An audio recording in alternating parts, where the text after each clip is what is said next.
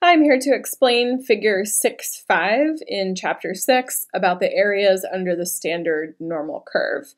So when we convert sample statistics to z-scores, we can standardize them based on this normal distribution. You're going to be calculating z-scores in this chapter. So let's get started and see how we can visualize this. So again, this is figure 6.5. So I'm going to draw my own figure 6.5, draw a normal curve, and I suggest that you do the same as you're watching and that you practice doing this at home.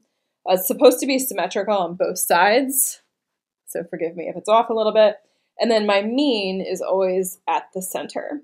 So this is the mean. You learned different measures of central tendency. The mean is the one that we use for the normal distribution. So that's a central tendency measure. That's what we first started off with at the beginning of the semester. Let me bring this up a little bit so you can see.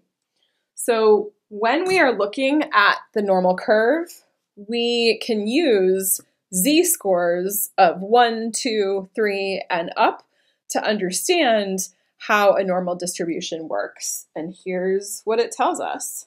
So it gives us information about a particular variable. So when we're looking at a z-score of -1 and +1, we know that within this band, so within this group, this represents 68% of the data. And when we divide that in two, we have 34% minus, and then over here, 34% plus. So this means that 34% of the data are going to land within +1. This is a standard error to the mean. And we know that 34% of the population is going to be, or of the variable rather, is going to be -1. So together, we're capturing 68% of the data within +1 and -1. And this is why in the chapter you can write out, and I always do this as a cheat sheet, z plus minus 1 equals 68%. And then we can keep going. Z plus minus 1.96 equals 95%. So in the book, in the figure, it looks like it's hitting 2, but if you notice, the line falls just short of 2. I find it useful just to write out the number 1.96. So minus 1.96. So now we have plus 1.96 minus 1.96, and within this band is 95%. And we now know outside of this 95%, here over is 2.5% on each of the tails. Why? How did I get this number? And this is going to be important later. So I know that between negative 1.96, and this is again our z down here, and positive 1.96, that I now have 2.5% on this tail, so plus 2.5%, and on this tail I have negative 2.5%. I can keep going out even further. So I can go out to plus 2.58 and also plus 3.29.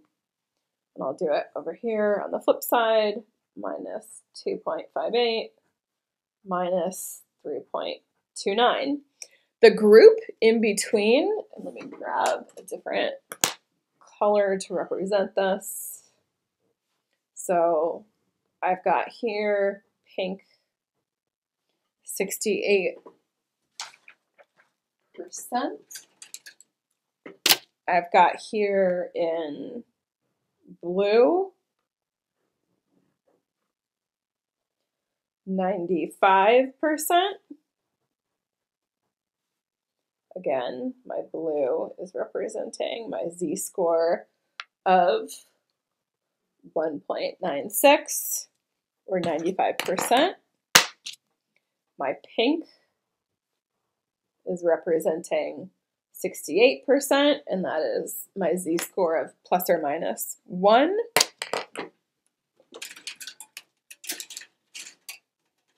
And then I'll use orange for 2.58. 2.58, z plus minus 2.58 gives me 99% of the information that I want. So that means that the space in between 2.58 over here and 2.58 over here, this gives me 99% of the data in a variable that has a normal curve. And then the final one,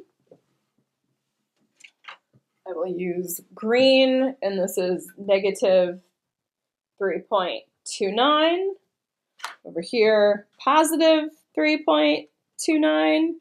And then this is going to represent 99.9%. So a z-score of plus or minus 3.29 equals 99.9%. So now I have the entire normal curve mapped out with all of my colors. Again, this is figure 6.5, but it's a little bit more precise because you can see that the numbers are not quite as even. They're not whole numbers. So we've got, again, 2.58. Between negative 2.58z and positive 2.5z, you have 99% of the information that you need. For a lot of what we'll be working with today, and this is the reason why the tails are at 2.5% to show you how this works. If you know information about 95% of your data, then you know that you're missing 2.5%. The same thing applies here. So I could draw my tail here from the orange. If I know 99% of my data, this tail would be 0.5%, negative 0.5%, and this tail is going to be positive 0.5%. And for my last tail of 3.29 over here and 3.29 over here, my tail is going to be, in total, 0.1, so it's going to be negative 0.05 over here and positive 0.05% over here. Because when I know, for instance, I'll go back to the blue, when I know 95% of the information, I'm missing 2.5% negative, 2.5% positive. And I'm reiterating that several times because it's a piece of information we'll use in a moment. Thank you.